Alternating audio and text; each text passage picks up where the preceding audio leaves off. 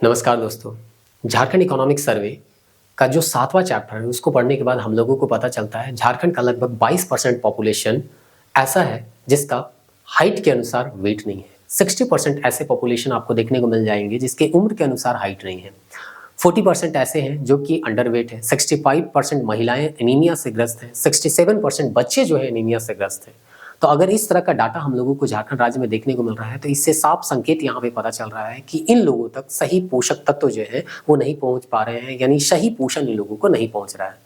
ऐसा नहीं है कि सरकार ध्यान नहीं दे रही है, सरकार विभिन्न योजनाओं के माध्यम से इन लोगों तक पहुंचने का प्रयास भी कर रही है। आपको इसी चैप्टर में पढ़ने को मिलेगा सरकार अनेक अलग अलग योजनाओं के माध्यम से लगभग 2,29,64,467 व्यक्तियों को खाद्य पदार्थ जो है वो उपलब्ध करा रही है ताकि वो लोग जो है उस खाद्य पदार्थ के माध्यम से सही पोषक तत्व प्रदान कर सके और राज्य के विकास में अपना भागीदारी सुनिश्चित करें। क्योंकि हम लोगों को पता है कि किसी भी राज्य का या राष्ट्र का सबसे महत्वपूर्ण जो संसाधन होता है वो है मानव संसाधन। अगर एक व्यक्ति का शारीरिक और मानसिक विकास सही से नहीं होगा तो शरीर वो राज्य के विकास में कैसे योगदान देंगे। हम सभी जानते हैं कि कोई भी खाद्य पदार्थ या पोषक तत्व जो होता है वो किसी भी शरीर के शारीरिक और मानसिक विकास में सबसे महत्वपूर्ण भूमिका अदा करता है। अब माने चलिए एक व्यक्ति रोगी है तो वो अपने रोग को दूर करने में ही सारा संसाधन खर्च कर देगा। वो अपने लिए ना तो कुछ कर पाएगा और ना ही देश के लिए कुछ कर पाएगा। इसलिए सरकार चाहती है हर एक व्यक्ति स्वस्थ रहे, सभी व्यक्तियों को खाद्य सुरक्षा प्रदान हो ताकि वो राज्य की प्रगति में, देश की प्रगति में अपना योगदान कर सके। तो आपको इस चैप्टर में पढ़ने को मिलेगा कि पीडीएस सिस्टम के माध्यम से कैसे जो है सेंट्रल गवर्नमेंट और स्टेट गवर्नमेंट काम करती है।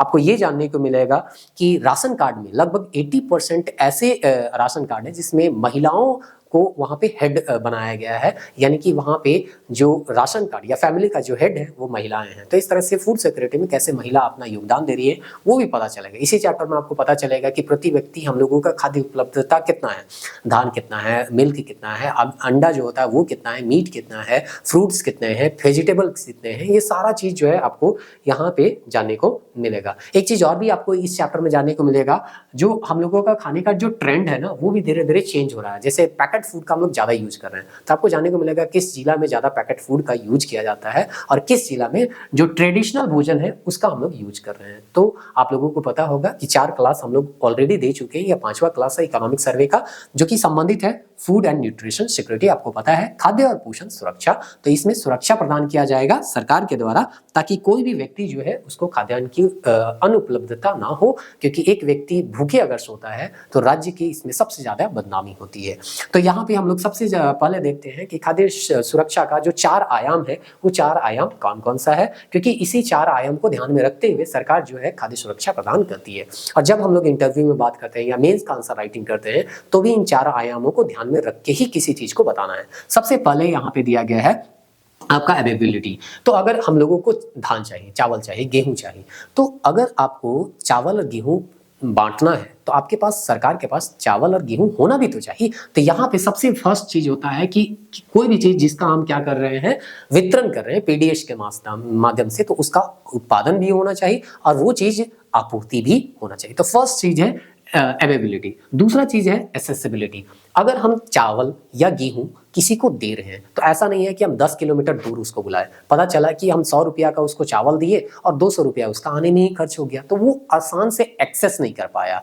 या हम कह देंगे कि आपको है ना, आपके पास डिजिटल मोबाइल होना चाहिए, आधार लिंक होना चाहिए, ये होना चाहिए, वो हो जाना चाहिए, बहुत सारा क्राइटेरिया फिक्स कर दिए, तो वो उस खाद्य पदार्थ को ले ही नहीं पाएगा। तो हमको प्रयास करना है या सरकार को प्रयास करना है जितना आसान से आसान तरीके से लोगों तक उस भोजन को उपलब्ध कराया जा सके उतना आसान तरीका को उपलब्ध कराना। अब देखे भी होंगे कि शुरुआती में जब आधार कार्ड को लिंक कराया जा रहा था तो बहुत सारे लोगों को खाद्य नहीं मिल रहा था और इस तरह से बहुत सारे लोग भूखे रह जा रहे थे। तो ये जो एक्सेसिबिलिटी में एक तरह से कहिए अड़चन आया, उसको धीरे धीरे दूर किया गया। तो सेकंड जो हम लोगों का सिक्योरिटी का होता है वो होता है सुलभता, एक्सेसिबिलिटी, कितना आसानी से एक्सेस करवा पा रहे हैं आप नागरिक को खाद्य, ये चीज ध्यान दिया जाता है फूड सिक्योरिटी के दूसरे आयाम में। तीसरा आयाम जो दिया जाता है वो उपयोग पे ध्यान दिया जाता है, यानी कि हम खाद्य पदार्थ दिए लेकिन सही तरीके से उसका यूज हो रहा है कि नहीं हो रहा है ये भी ध्यान देना है कि खाना पकाने का जो विधि है वो सही होना चाहिए, खाने का जो तरीका है वो सही होना चाहिए। जैसे बोलते हैं ना कि ज़्यादा कोई भी खाद्य पदार्थ को धोना नहीं चाहिए, उसका पोषक तत्व क्या हो जाता है, निकल जाता है। तो ये सब सारा जानकारी, और भी बहुत सारे तरीके होते हैं। कोई भी चीज़ को एट रैंडम खाने से ऐसा नहीं है कि शरीर में का ग्रोथ हो जा रहा है या उसको पोषक तत्व मिल जा रहा है। आपको सही समय पे सही चीज़ों को खाना होगा, तभी आप उसका सही लाभ ले सकते हैं। तो ये सब पे भी ध्यान देना है। और लास्टली है स्थिरता, स्टेबिलिटी। तो इस तरह से स्टेबिलिटी यानी कि आपका जो आपूर्ति हो रहा है या उपयोग हो रहा है या यहाँ पे सुलभता है, ये तीनों चीज में स्थिरता बनाए रखना। जैसे मैया योजना में हो रहा है ना कि अगर आपको 5 महीना का पैसा नहीं मिला तो 5 महीना का एक ही बार मिल जाएगा, तो ऐसा नहीं है। अगर आप 5 किलो चावल प्रत्येक महीना दे रहे हैं तो हर महीना आपको 5 किलो देना है। ऐसा नहीं है कि एक महीना दिए, दूसरा महीना गायब, फिर तीसरा महीना दे रहे हैं, चौथा महीना, पांचवा महीना फिर से गायब। ऐसा नहीं होता है। इससे स्टेबिलिटी आपका बरकरार होना चाहिए, क्योंकि ये खाद्य पदार्थ है। अगर आप समय पे किसी को खाना नहीं दीजिएगा, 2500 नहीं दे रहे हैं तो वो कहीं मैनेज कर ले रहा है, लेकिन भोजन नहीं दे रहे हैं और राशन कार्ड पे ही वो डिपेंडेंट है या राशन पे डिपेंड है, तो वो बेचारा भूखा रह जाएगा। तो इसीलिए स्टेबिलिटी होना बहुत जरूरी है किसी भी फूड सिक्योरिटी के लिए। अब यहाँ पे हम लोग देखते हैं प्रति व्यक्ति खाद्य उपलब्धता, जो कि इस स्लाइड में दिया गया है। सबसे पहले यहाँ पे हम लोग ये ध्यान रखेंगे, सारा साल का हम लोग याद नहीं रखेंगे, थोड़ा बहुत एक आध गो में ट्रेंड देखेंगे। सब में ट्रेंड देखने का जरूरी नहीं है। धान गेहूं में आप थोड़ा बहुत देख सकते हैं, बाकी सब में या पल्सेस जो है, जो कि प्रोटीन का वो सबसे अच्छा माध्यम होता है, उसमें देखिए। बाकी सब में ट्रेंड है ना, उतना आप देखिए नहीं। अगर मेंस अगर देना है वहां पे आप याद कर सकते हैं तो वहां ध्यान में रख सकते हैं। तो यहाँ पे दिया गया धान की उपलब्धता 2021-22 में 139.46 केजी था प्रति व्यक्ति प्रति वर्ष। यानी कि अगर हम एक व्यक्ति इंडिविजुअल, मैं अपने बारे में बात करूं तो 21-22 में मेरे लिए एक औसतन रूप से कितना धान उपलब्ध था, तो 139.46 केजी, जो कि 23-24 में कितना घट के रह गया, 107.57 केजी। मतलब अगर 24-25 का अगर हम बात करें तो एक व्यक्ति के लिए एक वर्ष में कितना धान उपलब्ध रहता है, 107.57 केजी। तो यहाँ 21-22 से यहाँ पे घटा था, फिर बढ़ा, फिर यहाँ पे क्या हुआ, बढ़ा। उसी तरह से यहाँ पे देखिए गेहूं को अगर देखिएगा तो ये 23-24 का डाटा दिया गया है, 12.5 केजी प्रति व्यक्ति प्रति वर्ष है। यानी एक व्यक्ति का एक वर्ष में कितना आना गेहूं उपलब्ध है उसके लिए, तो 12.5। ये औसत है। और आपको पता है औसत मतलब ये नहीं होता है कि हर व्यक्ति के लिए इतना उपलब्धि हो। किसी के पास ज्यादा होता है, किसी के पास कम होता है। जैसे प्रति व्यक्ति हम लोग आय पढ़ते हैं तो ऐसा थोड़ी है कि हर कोई के पास उतना ही पैसा है। किसी के पास ज्यादा, अंबानी के पास ज्यादा पैसा है, हम लोग के पास कम पैसा है, वही बात है। लेकिन औसत में हम लोग देखते हैं तो सब व्यक्ति का बराबर दिखाता है। तो वही चीज यहाँ पे भी दिखाया गया, औसतन बताया गया है। पल्सेस के बारे में सारा चीज केजी में दिया गया है। तो यहाँ पे 2024 में अगर दाल का देखा जाए तो 10.12 केजी था प्रति व्यक्ति प्रति वर्ष। उसके उसी तरह से यहाँ पे अगर आप देखें ऑयल सीड्स, तो ऑयल सीड जो है 0.87 केजी थे। तो उम्मीद करते हैं ये समझ में आ गया होगा। अब नेक्स्ट स्लाइड देखते हैं। नेक्स्ट स्लाइड में भी कुछ इसी तरह के डाटा आपको देखने को मिलेंगे। सबसे पहले यहाँ पे मिल्क दिया है, मिल्क को भी केजी में ही दिया गया है। तो एक साल के लिए 2023-24 में एक व्यक्ति के लिए कितना मिल्क उपलब्ध था, 77.16 केजी। उसके बाद 23-24 में अगर हम मीट देखें तो एक व्यक्ति के लिए एक साल में कितना मीट उपलब्ध था, तो 2.36 केजी। उसी तरह से एग देखें तो एक साल में यानी कि 23-24 में एक व्यक्ति के लिए एक वर्ष में कितना उपलब्ध था, 26। उम्मीद करते हैं समझ में आ रहा होगा कि 23-24 में एक साल अगर हम बात करें तो एक व्यक्ति मेरे लिए कितना अंडा उपलब्ध था एक साल में, तो 26 अंडा उपलब्ध था। उसी तरह से यहाँ पे अगर देखा जाए कि फिश के बारे में दिया गया है, तो एक व्यक्ति के लिए 2022-23 में एक साल में कितना मछली उपलब्ध है, तो 7.28 केजी। उम्मीद करते हैं ये बहुत ज्यादा कॉम्प्लिकेटेड तो है नहीं, तो समझ में आ जा रहा होगा। उसके बाद यहाँ पे लास्टली दिया गया है आपका फ्रूट्स का एंड वेजिटेबल्स का। तो सब्जी तो हम लोग ज्यादा खाते हैं तो इसका उपलब्धता ज्यादा होगा। एक साल में एक व्यक्ति के लिए 114.07 केजी होता है। कब के लिए दिया गया है, 2024-25 के लिए। 24-25 में ही अगर हम यहाँ पे देखें तो 24-25 में दिया गया है 35.24 केजी फ्रूट्स जो है प्रति व्यक्ति उपलब्ध है। यानी हम एक व्यक्ति हैं, एक साल में 24-25 में मेरे लिए एक साल में कितना फ्रूट्स अवेलेबल था, तो 33.24 केजी फ्रूट्स जो है अवेलेबल था। उम्मीद करते हैं समझ में आ गया होगा। फिर से हम बता रहे हैं ये औसत दिया गया है, कोई जरूरी नहीं है कि हम जो है 33.24 केजी फ्रूट्स खाए ही होंगे। हो सकता है हम ज्यादा खा लिए होंगे, कोई दूसरा कम खा लिया होगा, या दूसरा ज्यादा खा लिया होगा, हम कम खाए होंगे। इस तरह से ये चीज जो है औसतन बताता है। अब हम लोग यहाँ पे देखते हैं food count score. Food count score क्या होता है कि जब भी आप खाना खाते हैं तो उसमें कितना डाइवर्सिटी होता है वो चीज यहाँ पे बताता है। जैसे कोई हो गया कि डेली चावल और दाल खा रहा है तो दो ही चीजें, चावल दाल, तो दो ही चीज का पोषक तत्व उसको मिलेगा, क्योंकि खाद्य पदार्थ में दो ही चीज आप शामिल कर रहे हैं तो दो ही खाद्य पदार्थ का पोषक तत्व मिलेगा, तो ये खराब माना जाता है।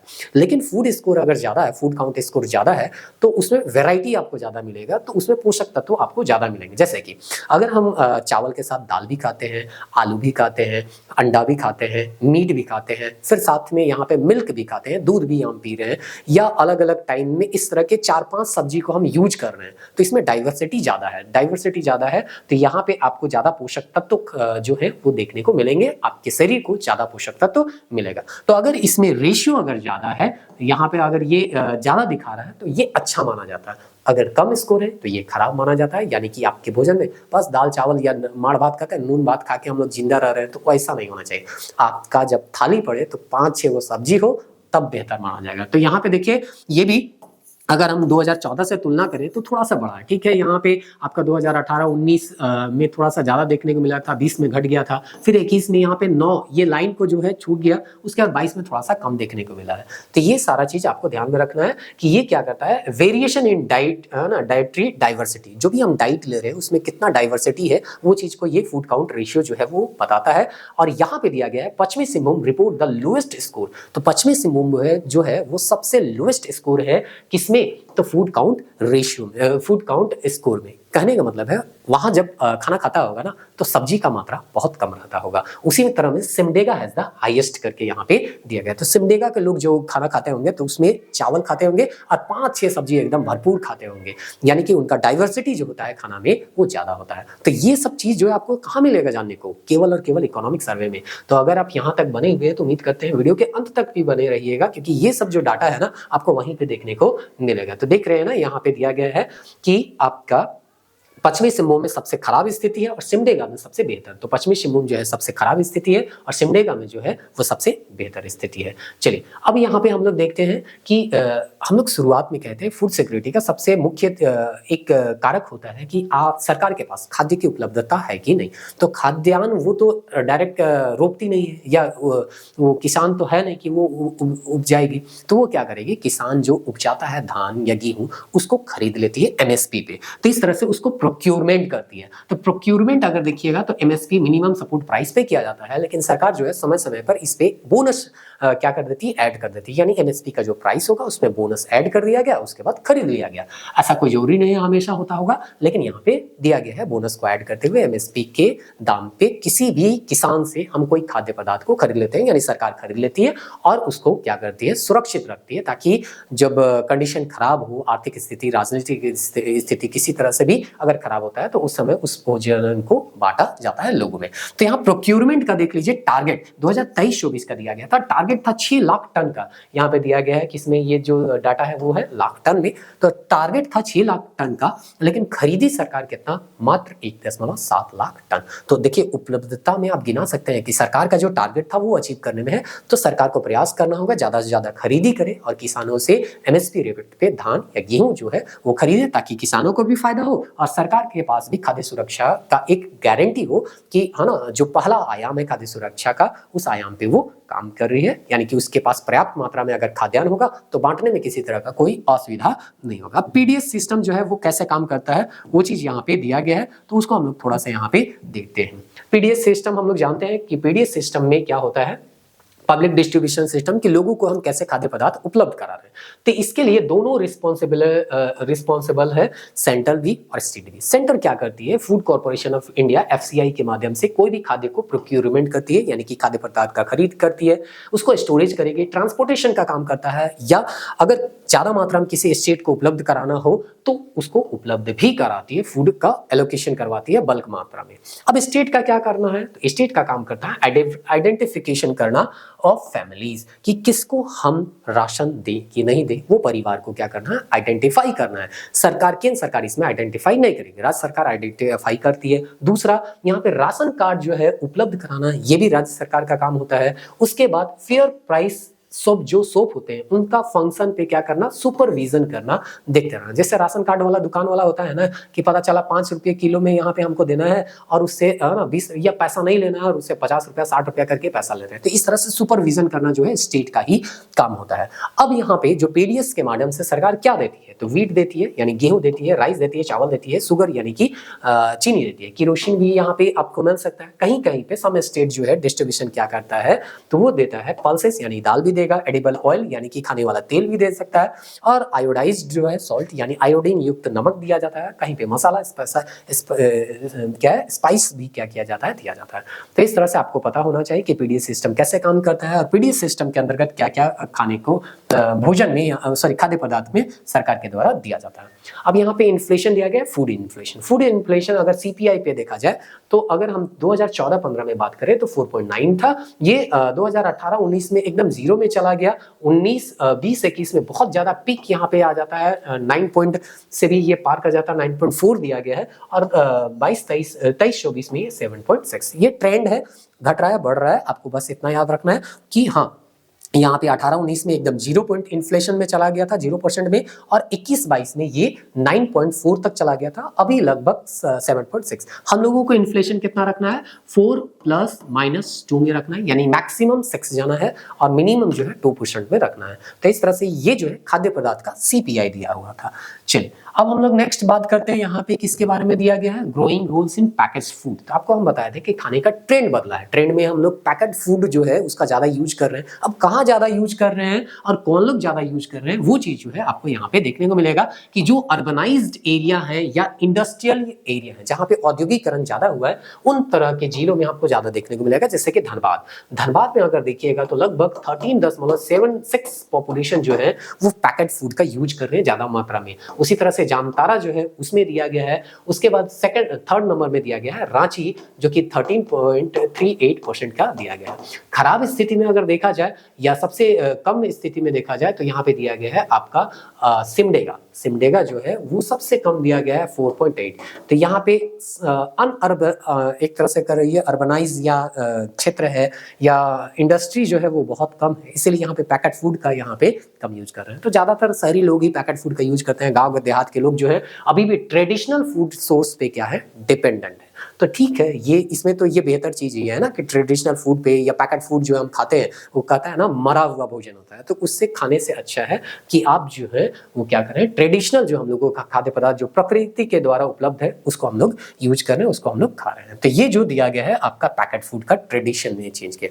अब देखिए फेयर प्राइस शॉप के माध्यम से यानी राशन जो हम लोग लेते हैं वो किसी न किसी दुकान से लेते हैं, तो वो दुकान का संख्या जितना ज्यादा होगा उतना ही ज्यादा हम एक्सेस कर सकते हैं आसानी से। जो एसेसिबिलिटी दिया रहेगा ना, फूड सिक्योरिटी का दूसरा जो आयाम था एसेसिबिलिटी, कि नजदीक में दुकान रहेगा तो चलते बोलते गए और दुकान से ले आए। अब 10 किलोमीटर दूर रहेगा तो आप 10 किलोमीटर दूर जाइएगा तब लेके आइएगा, तो वहां पे आसानी से आप उस चीज को एक्सेस नहीं कर पाए। तो इसीलिए ज्यादा से ज्यादा फेयर प्राइस शॉप रहेगा तो हम आसानी से उसको एक्सेस कर सकते हैं। तो सरकार प्रयास करेगी, और आप भी बताइए जब इंटरव्यू में बताना होगा। तो रांची एक जिला है जिसमें फेयर प्राइस शॉप जो है वो ज्यादा है, तो यहाँ पे हम लोगों को प्रयास करना है दूसरे जिले में भी इसी तरह का जो फेयर प्राइस शॉप है उसका संख्या को बढ़ाया जाए। तो यहाँ पे वही चीज दिया गया है। चलिए देखते हैं, जनवरी 28 तक यहाँ पे गया है 25,166 जो है फेयर प्राइस शॉप थे जिससे राशन जो है हम लोगों को मिलता है। और उसमें भी अगर देखा जाए तो 8 यहाँ पे लगभग 24 डिस्ट्रिक्ट में है, सबसे ज्यादा है रांची में 2145, गिरिडीह में 2108, धनबाद में 1634। तो इस तरह से यहाँ पे फेयर प्राइस शॉप जो है सबसे ज्यादा आपको कहाँ देखने को मिलेंगे,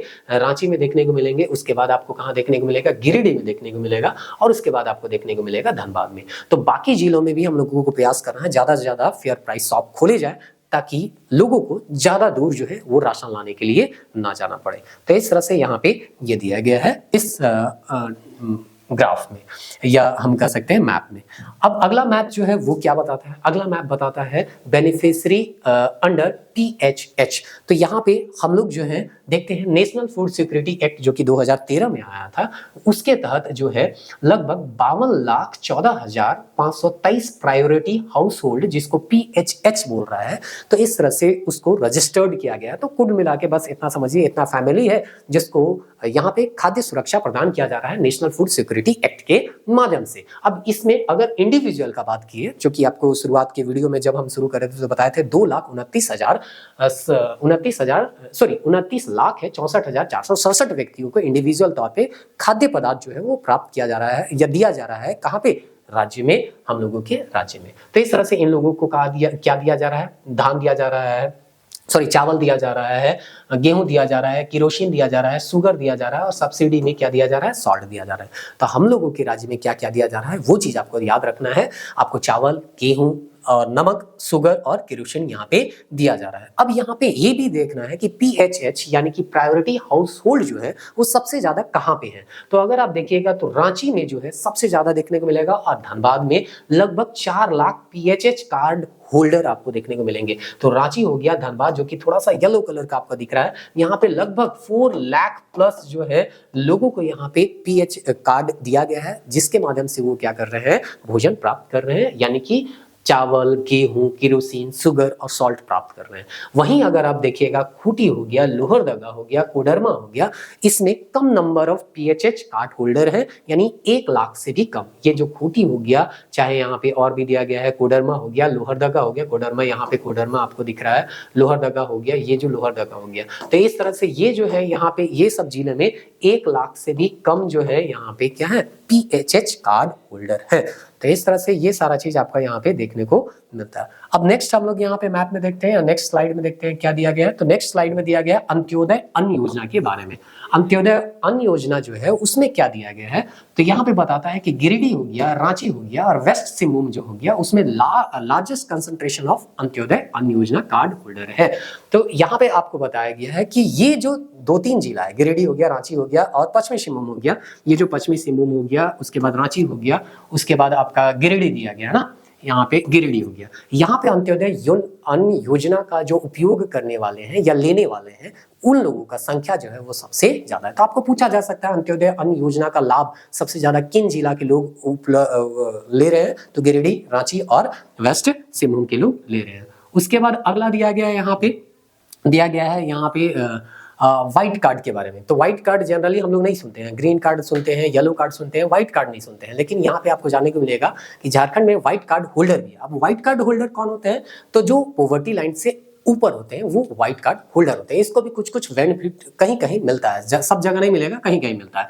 तो यहाँ पे बताया गया है कि सबसे पहले तो ये मिलता किसको है, तो यहाँ पे बोलता है कि ये सब किसको दिया जाता है, तो जो पॉवर्टी लाइन के क्या है, अबव है यानी ऊपर है, और there income and economic status considered and यहाँ पे वो क्या है, ज्यादा दिया है, मतलब रिलेटिवली क्या है, better than house holding other type of ration card holder. मतलब इसका इकोनॉमिक कंडीशन और इनकम कंडीशन वही है। इनकम अगर ज्यादा है तो इकोनॉमिक कंडीशन जो है वो बेटर होगा। किसके माध्यम से, जो अंत्योदय अन्न योजना वाला कार्ड ले रहा है या हरा कार्ड ले रहा है, उसका जो कंडीशन है उससे ये क्या होगा, बेहतर कंडीशन वाले लोग यहाँ पे होंगे। तो इस तरह से BPL हो गया, अंत्योदय अन्न योजना कार्ड जो होल्डर है उससे बेहतर कंडीशन, यानी हम कह सकते हैं पॉवर्टी लाइन से ऊपर वाले लोगों को व्हाइट कार्ड जो है वो उपलब्ध कराया जा रहा है। अब यहाँ पे दिया है कितना लोगों को, ये है ना, याद रखने का उतना कोई आवश्यकता है नहीं, लेकिन फिर भी देखिए एक ऑन एन एवरेज आपको याद रखना है कि लगभग 13,43,259 लोगों को यहाँ पे व्हाइट कार्ड जो है वो इंडिविजुअली प्राप्त किया गया। और ऐसे फैमिली वाला हाउस होल्ड करके यहाँ पे देखिएगा तो 3,61,092 यहाँ पे दिया गया। तो इतना भी याद नहीं रखना है, लेकिन मोटा मोटी याद रखना है कि हाँ, व्हाइट कार्ड नाम का भी एक कोई कार्ड होता है जिसको यहाँ पे झारखंड सरकार जो है उपलब्ध कराती है। कहाँ पे ये ज्यादातर देखने को मिलेगा, तो जहाँ पे इंडस्ट्रियल एरिया है वहां पे ज्यादा देखने को मिलेगा, क्योंकि वहाँ के लोगों का जो इनकम होता है वो ज्यादा होता है, इकोनॉमिक कंडीशन जो होता है वो बेटर होता है। तो इस तरह से यहाँ पे दिया गया है कि यहाँ पे इनको क्या सुविधा मिलता है। तो PDS से जो इकोनॉमिक्स मतलब धान हो गया, गेहूं हो गया, ये सब जो सुविधा मिलता है ना BPL परिवारों वाले लोगों को या अंत्योदय अन्न योजना वाले लोगों को, वो सीधा इन लोगों को नहीं मिलता है। इन लोगों को क्या सुविधा मिलता है, limited quantity of subsidies in kerosene oil. Kerosene oil में हो सकता है बोला जाएगा कि आप 5 लीटर 10 लीटर जो है लिमिटेड एक दिया जाए, लिमिट दिया जाएगा कि इतना तक आप सब्सिडी रेट में खरीद सकते हैं। जैसे हम कह दें कि 5 लीटर जो है आप जो है कोई केरोसिन तेल जो है वो खरीद सकते हैं सब्सिडी रेट में 10 रुपया में, मान चलिए खरीद सकते हैं। लेकिन 5 से जैसे 6 लीटर लीजिएगा तब आपको जो जनरल रेट होगा वो देना होगा। तो इस तरह से ये इसको थोड़ा सा फायदा होता है। कहाँ पे ज्यादा है, तो बोकारो और पूर्वी सिंहभूम जो है वो ज्यादा देखने को मिलेगा, क्योंकि पूर्वी सिंहभूम और बोकारो जैसा एरिया जो है वो इंडस्ट्रियल एरिया है। तो इंडस्ट्रियल एरिया है तो वहाँ पे व्हाइट कार्ड होल्डर जो है वो आपको ज़्यादा देखने को यहाँ पे मिलता है। उसके बाद यहाँ पे आपको देखने को मिलेगा नेक्स्ट स्लाइड में कि ग्रीन कार्ड के बारे में दिया गया है कि ग्रीन कार्ड में है 19 लाख, यहाँ पे इंडिविजुअल जो है वो दिया गया है कितना लोगों को मिलता है 19,58,414 लोगों को यहाँ पे ग्रीन कार्ड जो है वो दिया गया है। उसमें भी दिया गया है धनबाद और रांची जो है उसमें सबसे ज्यादा ग्रीन कार्ड होल्डर है। तो ये जो रांची हो गया और ये जो धनबाद हो गया, दो अलग कलर यहाँ से दिया गया है। यहाँ पे सबसे ज्यादा ग्रीन कार्ड होल्डर व्यक्ति आपको देखने को मिलेंगे। तो ये स्लाइड में हमको ये चीज जानने को मिला। चलिए नेक्स्ट स्लाइड में अब हम लोग यहाँ पे जानते हैं, यहाँ पे दिया गया है पीवीटीजी डाकिया स्कीम। जो आदिम जनजाति होते हैं ना उसको घर घर पहुंचा के अन्न जो है वो पहुंचाया जाता है। तो यहाँ पे इससे सवाल भी आया है जेपीएससी में। यहाँ पे बताया गया है कि अप्रैल 2017 में इसको लॉन्च किया गया था और इस स्कीम के तहत क्या किया जाता है, डोर स्टेप डिलीवरी, यानी कि दरवाजा में जा जाके डिलीवर किया जाता है खाद्य पदार्थों को, फूड ग्रेन को to particular vulnerable tribe groups PVTGs. तो इस तरह से आदिम जनजाति हम लोगों के राज्य में भी है तो उन सबको ये सुविधा दिया जा रहा है कि घर घर पहुंचाया जा रहा है खाद्य पदार्थ, मतलब इन लोगों को राशन का दुकान भी जाना नहीं पड़ता है। तो इस तरह से यहाँ national food security act under the Antyodaya योजना करके यहाँ पे दिया गया है। बस इतना जानिए इसमें सुविधा कि 35 किलोग्राम यहाँ पे इन लोगों को जो राइस है वो फ्री दिया जाता है, फ्री ऑफ चार्ज, मतलब 1 रुपया भी यहाँ पे उन लोगों को नहीं लिया जाता है। और इस तरह से यहाँ पे आदिम जनजातियों को खाद्य सुरक्षा प्रदान करने के लिए सरकार जो है पीवीटीजी डाकिया स्कीम यहाँ पे लेके आती है। अब यहाँ पे देखते हैं इसका सुविधा सबसे ज्यादा किन जिलों पे उठाया जाता है। हाईएस्ट नंबर ऑफ जो कवर्ड जो है इस स्कीम के तहत वो कौन है, साहिबगंज में लगभग 13,211 फैमिली जो है वो जो है कवर है। फिर है पाकुड़ में अगर देखिएगा तो 13,183 है, दुमका में जो है 8,913 है। तो इस तरह से यहाँ पे दिया गया है आदिम जनजाति को पीवीटीजी डाकिया स्कीम के तहत यहाँ पे खाद्य सुरक्षा जो है वो प्रदान किए जा रहे हैं। चलिए अब नेक्स्ट यहाँ पे देखते हैं, तो यहाँ पे दिया गया है फीमेल हेड ऑफ फैमिली। जो राशन कार्ड होता है ना वहाँ फीमेल हेड जो है वहाँ पे अगर देखिएगा तो लगभग 86% फैमिली का फीमेल हेड जो है वो आपका दिया है, मतलब वहाँ पे फैमिली में फीमेल जो है वो हेड देखने को मिलेगा। मतलब अगर 100 गो फैमिली है ना तो 100 गो में 86 फैमिली का जो हेड है वो कौन है, फीमेल है, वो चीज बताने। तो इसीलिए हम बताए थे कि झारखंड में खाद्य सुरक्षा के लिए महिलाओं का एक क्या है सिग्निफिकेंट रूल है। तो यहाँ पे ये चीज दिया गया, वही चीज यहाँ पे लिखा हुआ है कि लगभग 86% of ration card in Jharkhand totalling 52,39,320 out of 61,05,380 were registered with the female head of household. मतलब 61,05,380 में से 52,39,320 में जो फीमेल हाउस होल्ड का जो हेड है वो कौन है, फीमेल। तो फीमेल को यहाँ पे एक तरह से कहिए महिला का यहाँ पे भागीदारी जो है फूड सिक्योरिटी में सबसे महत्वपूर्ण है, क्योंकि यही लोग जो है घर में खाना लेके जा रहे हैं और है ना दे रहे हैं। तो जैसे भी है इसको आप समझा सकते हैं। फिर यहाँ पे दिया गया है कि झारखंड का जो स्थिति है वो सबसे पहले दिया गया है वेस्टिंग का कहने का मतलब है उम्र के जो हाइट है उसके अनुसार वेट नहीं है। तो वही चीज दिया गया है 22% जो है उन लोगों का लो वेट फॉर हाइट है, मतलब एक पर्टिकुलर हाइट में जितना वेट होना चाहिए उतना हाइट नहीं है। और इस तरह से सबसे खराब स्थिति जो है वो कहाँ है, तो सिंहभूम में, खूंटी में है, सरायकेला खरसावां। सिंहभूम में भी वेस्ट सिंहभूम में यहाँ सबसे exhibit higher prevalence of wasting यहाँ पे इस तरह से दिया गया है। तो सबसे खराब स्थिति जो है वो कहाँ पे है, वेस्ट सिंहभूम में आपको देखने को मिलेगा, पश्चिमी सिंहभूम में देखने को मिलेगा, खूंटी में देखिए ग्रीन यहाँ पे कलर दिया गया है, सरायकेला खरसावां आप देखने को मिलेगा। इस तरह से ये सब जो जिला है उसमें सबसे ज्यादा लोग जो है ऐसे देखने को मिलेंगे जिसका हाइट के अनुसार वेट नहीं है। अब नेक्स्ट स्लाइड देखते हैं जिसमें क्या बताया गया है। यहाँ पे बताया गया है आपका स्टनिंग जो होता है वहां पे दिया गया है एक उम्र के हिसाब से, यहाँ पे दिया है बच्चों का उम्र के अनुसार उसकी लंबाई का क्या रह जाना, कम रह जाना। तो वो चीज कहाँ पे देखने को मिलता है, तो बोलता है 60%, जो कि शुरुआत में ही आपको बताए थे स्टेट में 60% ऐसे आपको लोग देखने को मिल जाएंगे, ऐसे बच्चे देखने को या ऐसे लोग देखने को मिल जाएंगे जिसका उम्र के अनुसार उसका हाइट नहीं है। तो इस तरह से यहाँ पे अगर हम देखें तो 60% of the population in West Singhbhum district suffer from the stunting. अच्छा, शुरुआत में हम वहाँ पे 60% टोटल झारखंड के बारे में बताए थे, ये वेस्ट सिंहभूम बताया गया कि वेस्ट सिंहभूम जो है उसमें 60% लोग जो है वो क्या है आपके उनका जो है यहाँ पे दिया गया है उम्र के अनुसार जो है हाइट जो है वो नहीं है। शुरुआत में थोड़ा सा मिस्टेक हो गया था, इसको है ना यहाँ पे सुधार लेंगे हम लोग। हम शुरुआत में बोल दिए थे झारखंड नहीं है बल्कि वेस्ट सिंहभूम में 60% ऐसे लोग हैं जिसका हाइट के उम्र के अनुसार हाइट नहीं है। ये है स्टनिंग। उसके बाद आगे दिया गया है आपको, स्टनिंग के बाद दिया गया है आपका ये क्या दिया गया है, अंडरवेट के बारे में दिया गया है। तो देखिए अंडरवेट के बारे में 40% यहाँ पे लिखा, approximately 40% of the people of the state are underweight. तो है ना 40% जो है वो अंडरवेट है, और इस तरह से यहाँ पे अंडरवेट आपको दिखाया गया है ना। चलिए इस स्लाइड में अंडरवेट हम लोग देख लिए। उसके बाद नेक्स्ट स्लाइड में यहाँ पे और कुछ दिया गया है, एनीमिया के बारे में देख लीजिए कि एनीमिया में दिया गया है ओवरऑल अगर देखिए तो महिला जो ग्रस्त है एनीमिया से 65.3% है, और बच्चे जो है वो जो है विमेन एंड चिल्ड्रन करके दिया है, चिल्ड्रन जो है 67.4% है। तो ये है एनीमिया, जो कि आयरन की, खून की कमी हो जाता है, आयरन जो है उसका कमी के आयरन का गोली यहाँ पे दिया जाता है। उसके बाद यहाँ पे दिया गया है डिस्ट्रिक्ट, जैसे कि जामताड़ा हो गया, सरायकेला खरसावां हो गया, गोड्डा, यहाँ पे significant percentage of the children and anaemia. तो यहाँ पे ज्यादातर बच्चे जो है वो एनीमिया से क्या है ग्रस्त है। उसी तरह से यहाँ पे दिया गया है आपका पाकुड़ हो गया, जामताड़ा हो गया, यहाँ पे higher percentage of the women of anaemia, मतलब एनीमिया से ग्रस्त सबसे ज्यादा महिलाएं आपको पाकुड़ और जामताड़ा में मिलेंगी। और बच्चे के बारे में बात करें तो जामताड़ा, सरायकेला खरसावां, गोड्डा जो है उसमें सबसे ज्यादा परसेंटेज मिलेगा बच्चों का जो कि एनीमिया से ग्रस्त है। तो इस तरह से यहाँ पे भी आप इस ग्राफ में देख सकते हैं, यहाँ पे दिया गया भी है कि जैसे कि अगर यहाँ पे देखिए तो यहाँ बच्चों के बारे में देखिए तो जामताड़ा, तो जामताड़ा अगर देखिएगा देखिए ये जो जामताड़ा सबसे हाईएस्ट यहाँ पे देखने को मिल रहा है, जामताड़ा हो गया। उसके बाद यहाँ पे ये जो है आपका क्या हो गया, गोड्डा हो गया, ये गोड्डा भी दिया गया, गोड्डा भी आपका दिया गया। तो ये सब है, पाकुड़ हो गया, ये सब बच्चों में ज्यादा देखने को मिलेगा। फिर महिलाओं में अगर देखने को मिलेगा तो वो महिलाओं में पाकुड़ और क्या है जामताड़ा। पाकुड़ देख लीजिए, ये महिला के बारे में दिया गया, पाकुड़ हो गया। और जामताड़ा जो है यहाँ पे देखिए ये जो है हाईएस्ट पॉपुलेशन आपको देखने को मिलेंगे जो कि एनीमिया से क्या है ग्रस्त है। तो एक दो कम से कम जिला याद रखना है कि हाँ जामताड़ा और पाकुड़ जो है वो महिलाओं के दृष्टि से एनीमिया रोग के दृष्टिकोण से देखा जाए तो सबसे ज्यादा वहां पर महिलाएं जो है एनीमिया से क्या है ग्रस्त है। चलिए ये स्लाइड देखने के बाद नेक्स्ट स्लाइड को समझते हैं। अब चलिए ये सब तो डाटा आपको पता चल गया। अब यहाँ पे सरकार कैसे काम कर रही है इन समस्याओं से जूझने के लिए, कैसे जूझ रही है और कैसे दूर करने का प्रयास कर रही है। तो न्यूट्रिशन रिलेटेड गवर्नमेंट इनिशिएटिव देखते हैं। तो सबसे पहले यहाँ पे चलाया जा रहा है पोषण अभियान।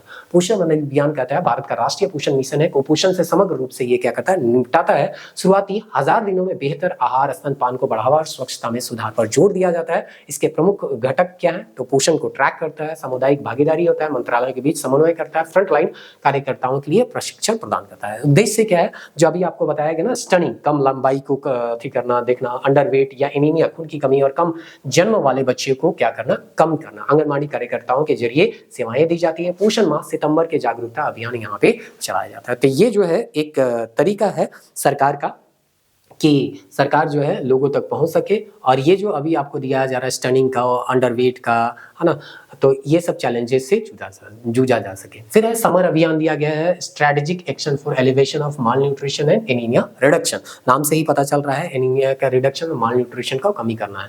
झारखंड सरकार द्वारा चलाया गया एक अभियान है, बच्चों और महिलाओं में कुपोषण और एनीमिया को क्या करना है, दूर करना है। अभी देखिए उसका ही स्थिति सबसे खराब है, 65% और 67% वाला डाटा अभी बताया गया। समर अभियान के प्रमुख रणनीतियां क्या है, टाइम बाउंड इंटरवेंशन, 1000 दिन का लक्ष्य, जल्दी हस्तक्षेप और सतत प्रयास किया जाता है। डाटा ड्राइवन अप्रोच, नियमित सर्वेक्षण द्वारा निगरानी और निर्णय लेना होता है। फिर होलिस्टिक कोलैबोरेशन होता है, विभिन्न विभाग जैसे ग्रामीण विकास विभाग, खाद्य विभाग, नागरिक आपूर्ति विभाग के बीच समन्वय, ताकि सबके बीच कोऑर्डिनेशन अच्छा रहेगा तो सुविधाएं लोगों तक पहुंच पाएगी। कम्युनिटी इंगेजमेंट, समुदाय की सक्रिय भागीदारी, स्कूल समितियां, ग्राम समिति, जो कम्युनिटी है, ग्राम है, उसके लोगों को जोड़ना ताकि सरकार की जो योजनाएं हैं ज्यादा से ज्यादा इन लोगों तक पहुंच पाए। फिर है टारगेट सपोर्ट, विशेष रूप से कमजोर जनजातीय समूह के लिए विशेष उपाय, जैसे कि पीबीटीजीज वाला योजना होता है ना, उस टाइप से यहाँ पे दिया गया। फिर है आईसीडीएस, एकीकृत बाल विकास सेवा। ये क्या है, भारत सरकार का प्रमुख योजना जो कि बच्चों को 0 से 6 साल वाले बच्चों को ये इंक्लूड करता है। गर्भवती हो गया, स्तनपान कराने वाली महिलाओं, पोषण के विकास संबंधी जरूरतों को पूरा करती है। उद्देश्य क्या है, बच्चों को पोषण और स्वास्थ्य में सुधार करना, उनके शारीरिक, मानसिक और सामाजिक विकास को बढ़ावा देना, बाल कुपोषण, मृत्यु दर और बीमारी को कम करना, माताओं को पोषण की देखभाल की जानकारी देना। अगर आप यहाँ पे ये जो है वो चीज आपका दिया गया। उसके बाद यहाँ पे दिया गया है प्रधानमंत्री पोषण शक्ति निर्माण योजना। यहाँ पे मिड डे मील स्कीम कहा जाता है, बोलता है बच्चों की पोषण स्थिति सुधारने में विशेष प्राथमिक शिक्षा स्तर पर यहाँ पे दिया गया है पका हुआ गर्म भोजन देना। फिर लाभार्थी कवरेज में यहाँ पे दिया गया है 1 से 8 तक के बच्चों को कवर करती है, जो कि सरकारी और सरकारी सहायता प्राप्त स्कूलों में ये लोग पढ़ते हैं। फिर पोषण दिशा निर्देश में दिया गया प्रत्येक बच्चे को प्रतिदिन कम से कम 450 कैलोरी और 12 ग्राम प्रोटीन दिया जाता है। केंद्र और राज्य की भागीदारी में दिया गया योजना केंद्र और राज्य सरकारों की साझेदारी से चलाई जाती है, यानी कि यही पीएम पोषण योजना। क्रियान्वयन में दिया गया है योजना का क्रियान्वयन राज्य सरकारों की जिम्मेदारी है। राज्य सरकार स्थानीय निकायों और एनजीओ के माध्यम से इसे लागू करती है, यानी कि पीएम स्कीम को, पीएम पोषण को। निगरानी, नियमित रूप से निगरानी और पर्यवेक्षण किया जाता है। भोजन की गुणवत्ता सुचारू क्रियान्वयन सुनिश्चित करना, मतलब गुणवत्ता बना रहे, इस पे यहाँ पे ध्यान दिया जाता है। उसके बाद यहाँ पे आपका दिया गया है village health sanitation and nutrition day करके है, वसंत करके, गांव स्तर पर स्वास्थ्य पोषण और स्वच्छता सेवाएं क्या करना, प्रदान करना। तो यहाँ पे दिया हेल्थ में स्वास्थ्य जांच, टीकाकरण, मातृत्व एवं शिशु स्वास्थ्य सेवाएं, परिवार परामर्श करके दिया है। बच्चों न्यूट्रिशन में बच्चों का विकास निगरानी, स्तनपान प्रोत्साहन पोषण और परामर्श। फिर सैनिटेशन में हाथ धोना, साफ पानी और शौचालय उपयोग और प्रोत्साहन। सामुदायिक आधारित पहल में कम्युनिटी फोकस में दिया गया है। आंगनवाड़ी वर्कर्स में है वसंत सत्र आयोजित करने में प्रमुख भूमिका अदा करते हैं। आशा वर्कर में समुदाय को शामिल करने में मदद है, और लोकल लीडर्स में योजना के सहयोग में क्या करती है, भागीदारी निभाती है। तो इस तरह से ये है, और भी कुछ है यहाँ पे। ईट राइट इंडिया कैंपेनिंग, मतलब सही चीज को इंडिया के लोग खाएं, वही है। मुख्य उद्देश्य है सुरक्षित, टिकाऊ और भोजन प्रणाली को बढ़ावा देना।